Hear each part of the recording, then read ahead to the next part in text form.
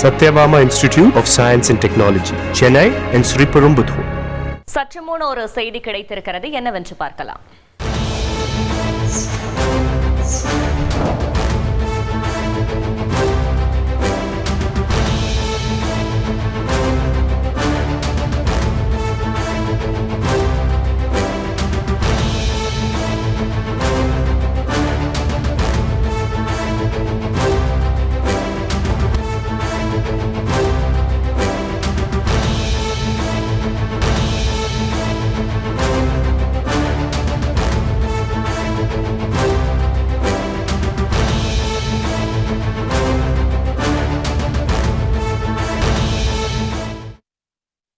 April 26 ஆளுநரை கண்டித்து மதிமுக சார்பில் ஆர்ப்பாட்டம் நடைபெற இருக்கிறது. இது பற்றின மேலும் விவரங்களை செய்தியாளர் ரமேஷ் வழங்கிட கேட்கலாம். ரமேஷ், வணக்கம். மேலும் தகவல்களை சொல்லுங்க.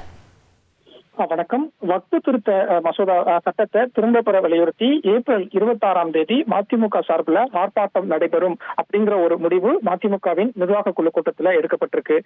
வைகோ தலைமையில மதிமுகவின் நிர்வாக குழு ஆலோசனை கூட்டம் கட்சியின் தலைமை அலுவலகத்துல நடைபெற்று வருகிறது. இந்த கூட்டத்துல மொத்தம் 9 தீர்மானங்கள் நிறைவேற்றப்பட்டிருக்கு.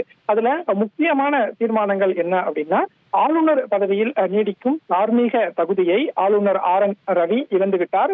எனவே குடியரசுத் தலைவர் தமிழ்நாடு ஆளுநர் பொறுப்பில் இருந்து ஆளுநரை நீக்க வேண்டும் அப்படின்னு ஒரு தீர்மானம் நிறைவேற்றப்பட்டிருக்கு. அதே மாதிரி வக்ஃபு சட்டத்தை எதிர்த்து ஜனநாயக வழியில் போராடி வக்ஃபு சட்டத்தை முறியடிக்கக்கூடிய முயற்சியை மதிமுக நிர்வாக குழு அனைத்து மதசார்பற்ற ஜனநாயக முற்போக்கு சக்திகளையும் ஒன்றிணைத்து மேற்கொள்ளும் அப்படிங்கிற ஒரு தீர்மானம் நிறைவேற்றப்பட்டிருப்பதை பார்க்க முடிகிறது.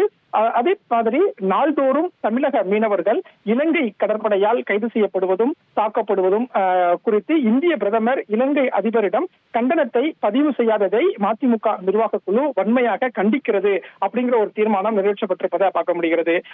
தமிழ்நாட்டில் ஜாட் திரைப்படத்துக்கு தடை விதிக்க வேண்டும் அப்படின்னு மதிமுக நிர்வாக குழு கூட்டத்தில் தீர்மானம் நிறைவேற்றப்பட்டிருப்பதை பார்க்க முடிகிறது.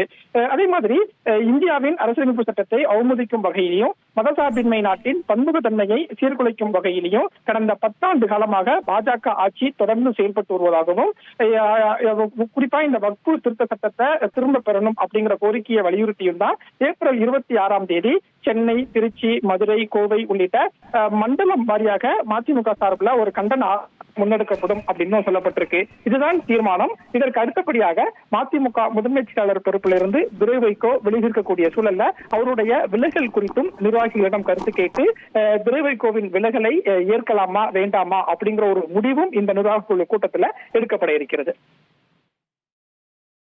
தகவல்களுக்கு நன்றி ரமேஷ்.